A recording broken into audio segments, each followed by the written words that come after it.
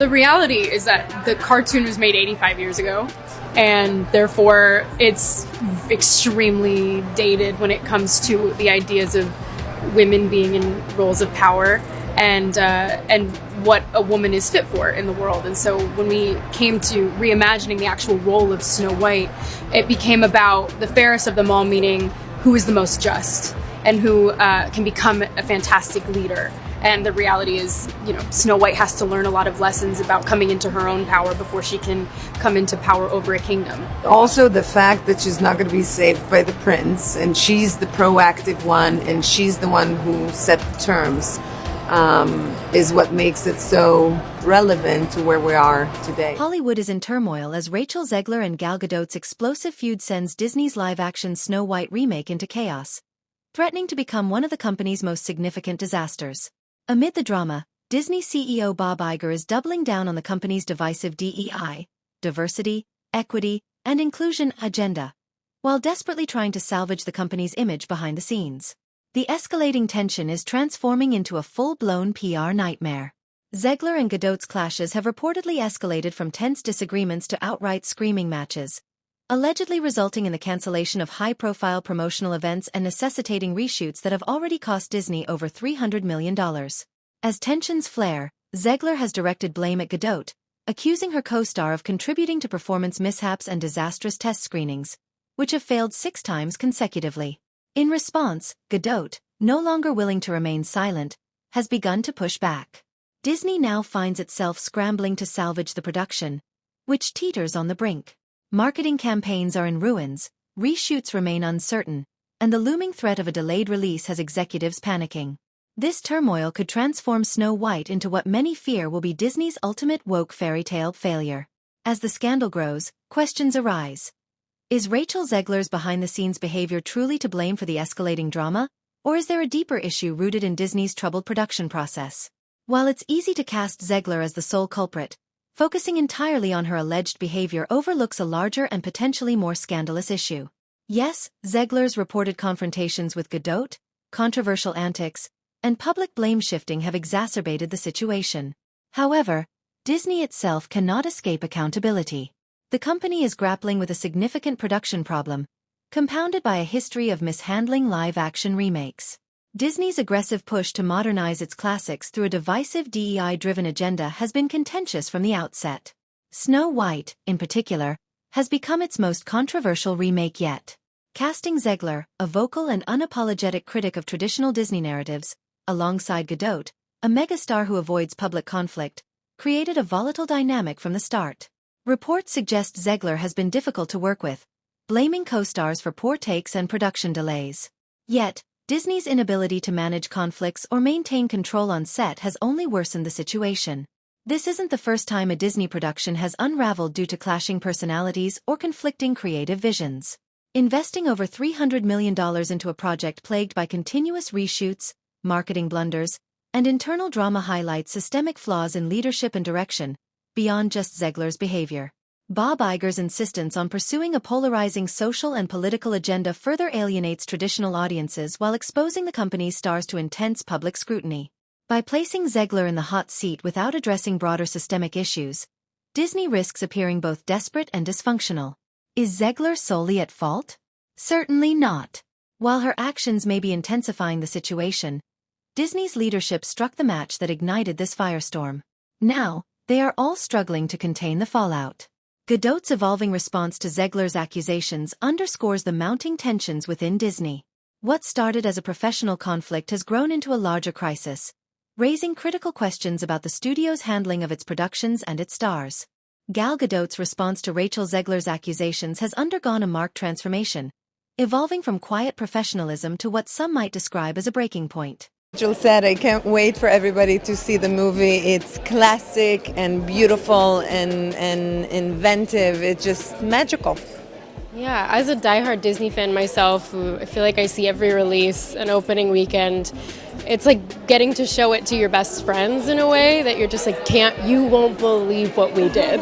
And so it's been really, really amazing to get to hear their live reactions to it's just such an instant gratification that what we made is cared about so much, and that's a really wonderful thing. I'm always grateful, and I have to pinch myself for the love and the appreciation and the respect that we get from our incredible audience. So yes, I'm very, very lucky, grateful, and privileged for all this love. This shift highlights the underlying tensions simmering within the cast of Disney's Snow White. At the outset, Gadot reportedly played the role of the diplomatic co-star, maintaining grace amidst rumors of Zegler's erratic behavior and the growing conflicts on set. However, patience has its limits, and in recent weeks, it seems Gadot has reached hers. Initially, Gadot remained composed as Zegler's accusations escalated. Zegler blamed Gadot for everything from poor acting performances and test screening failures to the cancellation of promotional events. This relentless blame game appeared to be something the Wonder Woman star tried to shrug off. Yet, each insult, accusation, and diva tantrum from Zegler built pressure beneath the surface. Now, it appears Gadot's mask of professionalism is beginning to crack. Sources indicate that Gadot is no longer taking the high road, signaling a sharp shift in her approach. This change is not merely a reaction to Zegler's behavior but a reflection of the deteriorating environment on Disney's set. When a seasoned star like Gadot, renowned for her poise and public restraint, reaches the point of cutting ties and refusing to give Zegler the benefit of the doubt, it becomes evident that the drama has evolved from a side issue to the central problem. Disney's executives cannot address this with quick fixes, reshoots, or scripted PR statements. The toxicity has seeped into every facet of the film's production. The escalating conflict between Gadot and Zegler also exposes a significant leadership void within Disney. How could such a high-stakes project descend into chaos without intervention? Gadot's transition from peacemaker to active participant in this feud underscores Disney's lack of control over its own cast. This is not just an embarrassment for the company's corporate image but an indictment of their ability to manage talent and production dynamics. Gadot's evolution from silent observer to outspoken critic reflects a chaotic set where even the most composed stars are dragged into the turmoil. As tensions spiral, the question arises: has the feud between Rachel Zegler and Gal Gadot become a distraction from Disney's larger issues, or is it a symptom of deeper flaws within the company's creative strategy? The bitter conflict between Zegler and Gadot has undeniably captured public attention. However, it prompts a more significant discussion. Is this merely an ego-driven clash, or does it reveal a deeper problem within Disney? The ongoing feud may seem like an isolated incident, but beneath the surface, it points to a lack of cohesive vision and leadership at Disney. This void has left even their most ambitious projects vulnerable to collapse. 37, and very evidently so. There's a big focus on her love story with a guy who literally stalks her. Yeah. Weird. Super weird. So we didn't do that this time. So no prince, or a different kind of prince? We have a different approach to what I'm sure a lot of people will assume is a love story just because we cast a guy in the movie. Right. Andrew Burnap, great dude. Yeah. It's one of those things that I think everyone's going to have their assumptions about what it's actually going to be, but it's really not about the love story at all, which is really, really wonderful. And whether or not she finds love along the way is anybody's guess until 2024.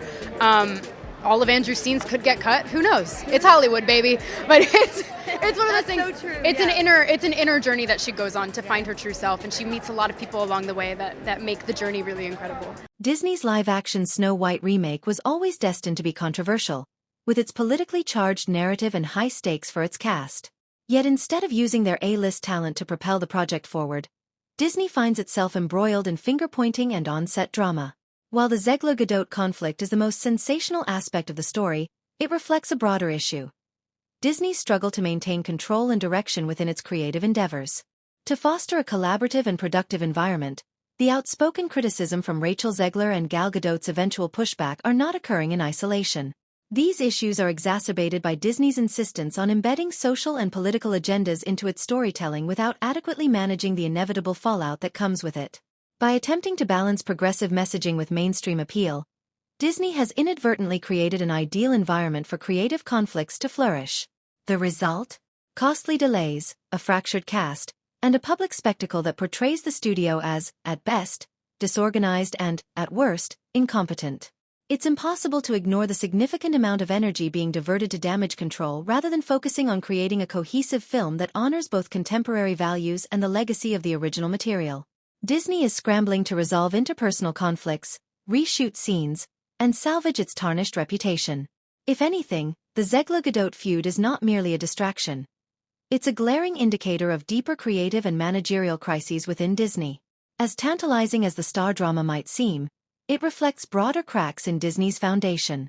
Unless the studio rethinks how it handles talent, manages creative direction, and balances ideological objectives with authentic storytelling, Snow White may become just another entry in a growing list of failures. The stakes are high, and all eyes are on Disney to see if it can extinguish this fire or watch its fairy tale castle go up in flames. Disney's unwavering commitment to its diversity, equity, and inclusion (DEI) agenda raises the question. Will this approach ultimately help or hurt the reception of the live-action Snow White, given the mounting backlash and ongoing controversies? Critics and audiences alike are quick to recognize that Disney's relentless push for DEI in this film is a gamble. One that might define its legacy, likely for the worse. On paper, the idea of modernized stories with diverse casts and progressive narratives seems admirable. However, in practice, it is proving to be a double-edged sword that risks cutting deeply into Disney's reputation and box office performance. This debate isn't just about casting choices or storyline updates. It's about how Disney's aggressive DEI efforts are perceived by its core audience. When you leave the scene, I turned to the camera and I was like, "Gal's mad." It was Yeah. so, but then you were FaceTiming your kids right after, Yeah. being like, "Hi, so much." It's Yeah. so good. I mean, yeah, sure. I had no idea what I was auditioning for when I auditioned. So it's a kind of a hilarious question to say, what drew you to the material? Is that I didn't realize that I was reading lines with Dopey. It said Jeff and Amy were reading lines. For me, what drew me to the material, first of all, I'm all about the people. And when I spoke about this project with Mark Platt, whom I adore, who's the producer of the movie, and Mark Webb, our wonderful visionary director for this movie, I was all in already. Also, there's something so iconic about being part of the first, fairy tale ever told by Disney. It's the first, long animated movie ever to be released, and to be able to do the evil queen, which is so much different than anything else I've ever done, and to be able to dance and sing and to work with Rachel and Andrew and our amazing cast and crew, I was all in. The backlash against Snow White goes beyond a simple conservative versus progressive culture war. Many view Disney's actions as forced and performative, an approach that disregards both the spirit of the original material and audience sentiment. Rachel Zegler's outspoken criticism of traditional Disney narratives, coupled with her casting, has become the focal point of these tensions, turning what could have been a nostalgic fairy tale into a contentious battleground. Despite the uproar, Disney refuses to retreat. Bob Iger's firm stance on DEI is seen as a corporate declaration, a refusal to bend in the face of public dissent. Yet, as demonstrated by previous flops such as The Little Mermaid remake, prioritizing an agenda over cohesive storytelling and genuine audience connection can backfire spectacularly. If audiences feel patronized or alienated, ticket sales will reflect that sentiment. The challenges surrounding Snow White, including the Zegler-Gadot feud, failed test screenings, and an inflated production budget, are turning Disney's DEI push into what feels more like a desperate PR stunt than a sincere commitment to change. Audiences can sense inauthenticity, and if Disney is perceived as prioritizing ideology over quality, it risks alienating both loyal fans and potential new viewers. Even more concerning, this film is shaping up to be a litmus test for Disney's broader strategy. If Snow White flops, critics of the DEI agenda will seize the opportunity to blame everything from casting to narrative changes. Conversely, if the film succeeds, a prospect that seems increasingly unlikely, it could serve as a blueprint for future projects. Right now, however, the outlook appears grim, and Disney's reluctance to adapt to audience feedback might just seal its fate. This contentious remake has positioned its reception as a referendum not only on Snow White itself but also on Disney's broader strategy. It is a risk they appear willing, yet seemingly unprepared, to take. How are the failed test screenings and costly reshoots affecting Disney's reputation and future plans for live-action remakes? Disney's obsession with transforming animated classics into live-action spectacles was once a dependable success. However, the troubled production of Snow White, marked by disastrous test screenings and ballooning reshoot expenses, has turned that once profitable formula into a cautionary tale.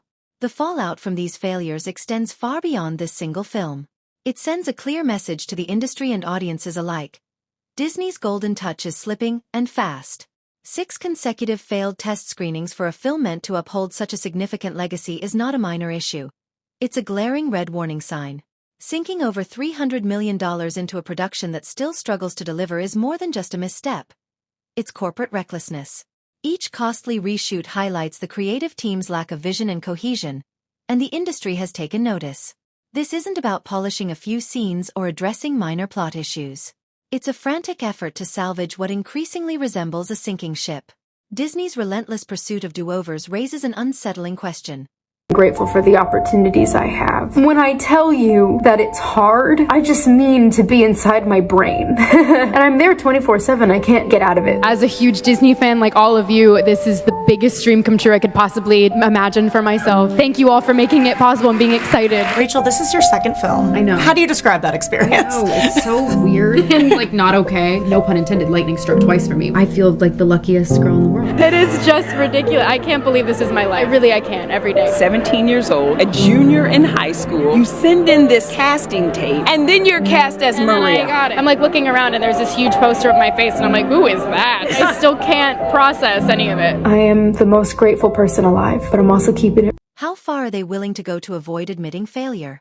The financial strain is evident, but the reputational damage is even more profound. Each unsuccessful screening and every additional dollar spent further erodes Disney's credibility. The company once synonymous with cinematic magic is now a target for ridicule, with the Snow White production as its latest punchline. If these live-action remakes continue to be perceived as expensive, aimless vanity projects, future releases could face widespread skepticism and franchise fatigue. The stakes for Snow White are immense. If this film fails, it could tarnish not only this project but the entire appeal of Disney's live-action remake lineup. Trust, once lost, is difficult to regain. Audiences may approach every new Disney project with a cautious, if not outright dismissive, attitude. The stakes couldn't be higher, and yet Disney seems to be gambling with resources they no longer truly possess. Additionally, many are asking whether the Snow White debacle could define Bob Iger's leadership and potentially mar his legacy as CEO. Iger's tenure at Disney has seen monumental achievements, such as billion-dollar acquisitions and cultural phenomena, but also significant challenges.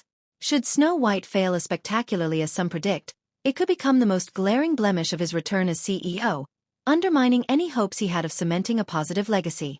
When Iger returned, there was optimism for a revitalized Disney, capable of regaining its footing after turbulent years. Instead, he now oversees one of the studio's most visible public failures. His continued push for divisive storytelling and a strict DEI agenda, while laudable to some, is proving to be damaging when poorly executed. Critics are circling, sensing weakness, and a Snow White implosion could provide them with all the ammunition they need. From skyrocketing production costs to internal cast drama and public backlash, Snow White has become more than just a bad movie. It is an indictment of Disney's leadership during Iger's second tenure. Every crisis meeting and failed PR effort to downplay the controversy underscores a leadership team scrambling to maintain its footing. In Hollywood, perception is everything, and if Snow White collapses, Iger's legacy could become synonymous with failed ambition and misplaced priorities, a harsh shadow over his prior accomplishments. It was from Susan Arnold. She called me on the Friday before the Sunday that it was announced. Much to my surprise, I was not looking for a job, and I was not anticipating that I would be asked back. But this is a company that I worked for almost 50 years. I have huge passion for the company, tremendous respect for the people. And she made it very, very clear that it was a time of need. They had decided to make a change at the CEO level. And I felt that I guess I had a sense of obligation. And I also wanted to help them not only transform the company during, I think, a pretty critical time, but I wanted to help them succeed at succession, which is quite important to me, too. Finally, many are questioning whether Disney's reliance on woke storytelling and marketing strategies is backfiring. Has this approach, which once seemed bold and progressive, now tipped into counterproductive territory?